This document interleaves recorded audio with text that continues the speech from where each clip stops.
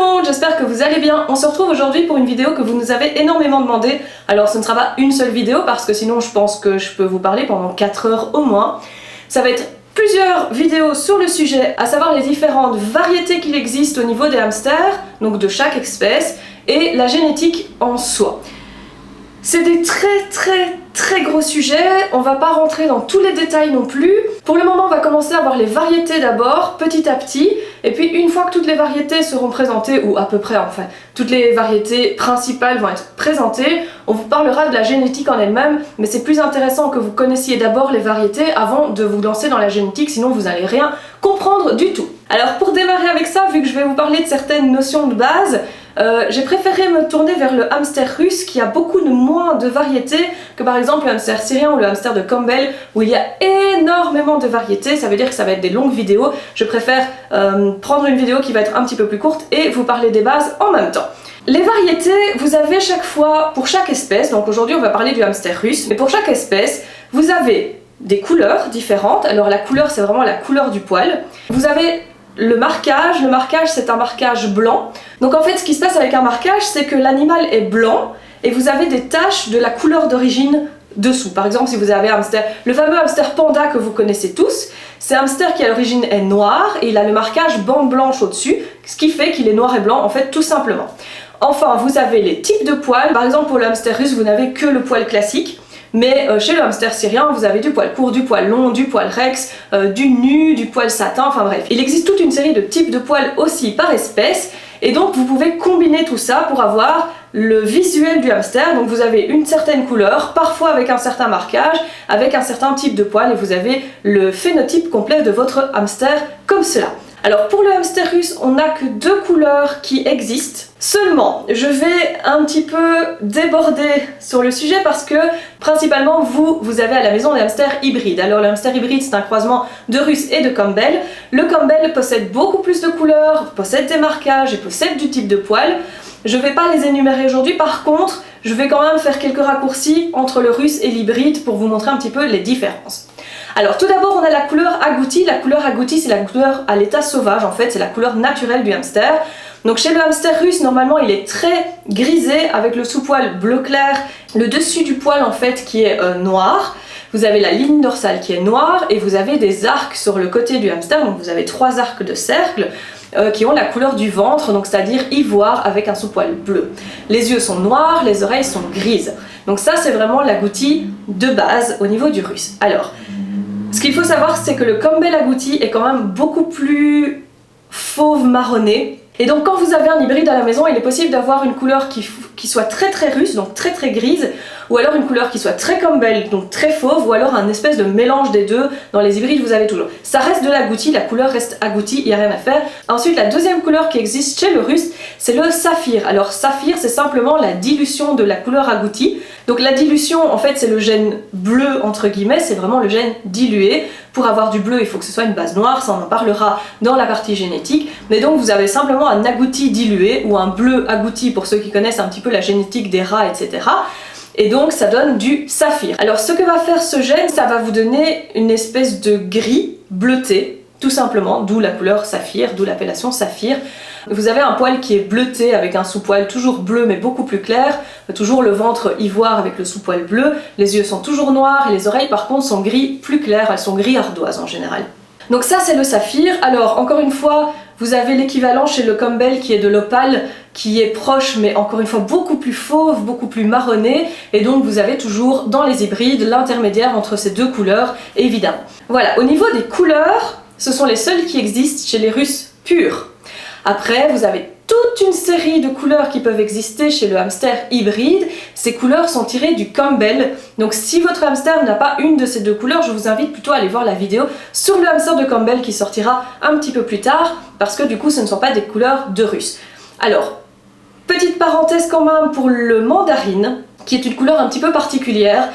Alors au niveau de la communauté internationale, on ne sait pas trop où se situer vis-à-vis du mandarine. On pense que c'est effectivement une couleur intrinsèque au russe, donc normalement ça devrait être une couleur de russe pure, mais qui est pleine de problèmes puisque ce sont des animaux qui sont très forts sujets au diabète. Et alors le second problème qu'on a avec cette couleur, c'est que comme elle n'a jamais été travaillée de manière pure avec des pédigrés, etc., c'est une couleur qui a été toujours mélangée au Campbell, parce que c'est des couleurs qui viennent des animaleries, qui sont en animalerie, etc. Et du coup, on n'arrive pas à se situer, à savoir si c'est vraiment du russe pur ou pas. Et alors, dans le doute, on préfère voir ça comme de l'hybride. De toute façon, tous les mandarines existants actuellement sont probablement des hybrides, puisqu'ils n'ont pas été élevés avec pédigré, etc. Mais globalement, le mandarine pourrait éventuellement être une couleur reconnue. Alors le mandarine, c'est quoi? Un hamster qui est très orangé, avec un sous-poil bleu assez clair, et alors la ligne dorsale est bleue. Donc ça, c'est une couleur qu'on considère comme hybride, mais dont on n'est pas sûr à 100% que ce soit officiellement de l'hybride au départ. Donc c'est possible que ce soit une couleur qui arrive spontanément dans une lignée de russe pure. On n'en sait rien pour le moment, ça n'a pas encore été observé, donc on n'en sait rien du tout. Alors ensuite, pour les marquages, on a un seul marquage chez le hamster russe, c'est le perle. Alors le perle, qu'est-ce que ça donne? Ça vous fait un hamster très blanc, avec la couleur de base, donc soit de l'agouti, soit du saphir, c'est assez difficile en général de faire la différence, qui se montre par endroits, mais vraiment pas beaucoup, c'est assez diffus. En général, c'est un peu plus foncé au niveau de la tête, parfois au niveau de l'arrière-train et de l'implantation de la queue, et un petit peu le long de la ligne dorsale. Alors vous avez des hamsters perles qui sont très blancs, vous avez des hamsters perles qui sont très foncés, ça dépend un petit peu. À savoir que le marquage perle existe chez les hybrides, mais ça vient du russe, il n'existe pas chez le Campbell. Ce marquage peut effectivement se mettre sur des variétés de Campbell. Si vous avez un hybride, vous pouvez parfaitement avoir par exemple un mandarine perle ou un brun perle, ou voilà, peu importe. Sur les hybrides, ça peut se mettre sur une couleur de Campbell, mais ça n'existe pas en soi chez le Campbell. Alors, il existe un second marquage dont je vais parler ici. C'est un peu pareil, c'est le marquage merle. Ça va être un peu l'équivalent du dalmatien chez le hamster syrien par exemple, ou du mottled chez le hamster de Campbell. C'est un marquage tacheté, donc blanc tacheté de la couleur d'origine. Théoriquement, c'est un marquage qui est du vrai russe. Un peu comme le mandarine, ça n'a pas été prouvé, ce n'est pas beaucoup travaillé, et donc on a tendance quand même à le considérer comme de l'hybride. Jamais vous n'allez avoir un club correct qui va reconnaître ça comme du hamster russe par exemple. En tout cas, pas pour le moment, pas tant qu'on n'a pas prouvé que ça peut venir spontanément sur des lignées de russes qui sont pures. Mais voilà, je voulais quand même vous en parler parce qu'on n'en parlera pas dans le Campbell, puisque c'est pas du tout les mutations du Campbell. C'est vraiment une mutation qui est spécifique aux Russes, en espérant que ce soit effectivement pas de l'hybride. Ça n'a pas encore été vérifié. Je vais juste vous toucher un petit mot aussi sur le Humbrous. Alors Humbrous, c'est quoi? C'est en fait la pointe du poil qui va se colorer, mais vraiment la toute pointe du poil. Ça va se colorer en foncé, en général c'est marron foncé ou noir. Vous avez ça dans plusieurs espèces, vous avez ça chez le syrien, vous avez ça chez le russe. Ça va colorer le hamster, ça va faire en fait un rendu plus foncé que la couleur que vous avez l'habitude de voir, tout simplement. Et alors ça colore aussi les parties plus claires. Donc le ventre, pas beaucoup, mais par contre vous avez les arcs et alors les croissants au niveau des joues qui vont être plus foncés chez le Humbrous que chez l'agouti, par exemple, chez l'agouti classique. Alors le Humbrous, c'est du russe pur, enfin ça peut être du russe pur, je veux dire c'est une mutation originale du russe. C'est parfois difficile à reconnaître parce que vous avez la pointe du poil qui est déjà foncée chez l'agouti, et donc du coup c'est pas toujours évident de voir si l'animal est Humbrous ou juste agouti fort foncé. J'ai fait le tour pour les variétés qui étaient exclusivement du vrai hamster russe. Donc je rappelle, un vrai hamster russe, c'est un hamster qui a un pédigré qui a été travaillé, que vous avez adopté chez un éleveur qui sait ce qu'il fait. Tous ceux que vous prenez en animalerie chez des particuliers, ce sont des hamsters hybrides. Donc le hamster hybride, encore une fois, peut avoir la couleur du russe, il peut avoir la couleur du Campbell, il peut avoir un mélange des deux. Je vais encore vous toucher aussi un petit mot sur toutes les couleurs de russe qu'on voit circuler, notamment les russes noirs, les russes bleu russes, les russes bruns, les russes argentes, les mandarines aux yeux rouges, les lilas, etc. etc. Tout ça, ce sont des hamsters hybrides. Alors ce sont des hybrides qui ont été travaillés parce qu'il y a des éleveurs qui travaillent ces couleurs-là.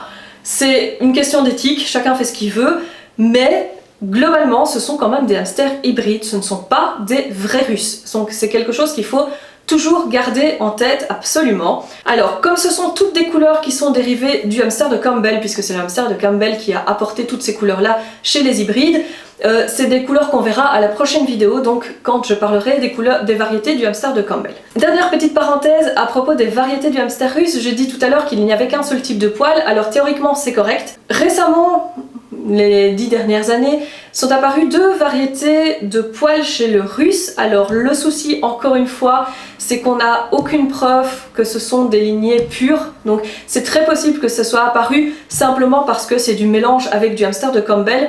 D'autant plus que l'une de ces mutations est apparue sur des noirs, sur une lignée qui était noire, bleue, etc. Donc ça c'est forcément de l'hybride.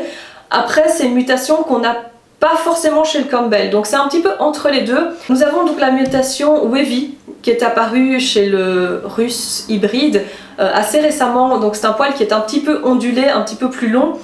Ça pourrait venir du Campbell, parce que le Campbell a le poil plus long de toute façon, et ça pourrait venir éventuellement même de la variété Rex du Campbell, ou ça pourrait être une mutation spontanée du russe mais qui soit apparue sur des hybrides, on n'en sait rien. Pour le moment on n'en sait rien et donc c'est pas du tout ni reconnu ni connu en fait de toute façon. Et la deuxième mutation qui est apparue récemment, c'est un espèce de rosette. Alors ça c'est apparu encore une fois, c'est apparu chez des hamsters russes agoutis, donc là on est un petit peu plus proche du vrai russe. Par contre c'est apparu chez un éleveur qui fait aussi de l'hybride. Donc encore une fois on n'a aucune idée si c'est une mutation spontanée du hamster russe ou si ça n'a rien à voir, si c'est de l'hybride et si c'est une mutation qui serait apparue par exemple chez le Campbell. C'est une nouvelle mutation, ça n'existe actuellement pas ni chez l'un ni chez l'autre. Du coup, on ne sait pas à quelle espèce on est censé attribuer ça, mais c'est une mutation que je voulais quand même vous montrer. Elle n'existe quasiment pas. Les seuls individus qu'on a vus sont chez un éleveur hollandais et qui n'ont pas été apparemment reproduits. Je pense qu'il n'en a même plus. Je ne sais pas si c'est, à mon avis, c'était pas assez stable. Je ne me suis pas renseignée plus loin, mais voilà. Donc on a fait le tour des mutations de hamster russe, on a fait le tour du début des bases en tout cas pour savoir comment reconnaître un petit peu. Donc voilà, j'espère que ça vous aura aidé. Évidemment pour tous les hybrides qui ont des couleurs de Campbell, on verra ça dans une prochaine vidéo. Je vais aussi vous parler de toutes les mutations chez le hamster syrien, ça va être très long et ça veut dire que je vais devoir découper ça en plusieurs vidéos, donc attendez-vous à avoir une grosse série de vidéos dans ce genre-ci avant de passer à la vidéo sur la génétique. On verra ça plus tard. En attendant, n'oubliez pas de commenter si vous avez des choses à nous demander, n'oubliez pas de liker la vidéo si elle vous a plu et de vous abonner si c'est pas déjà fait. On se retrouve très vite, ciao ciao!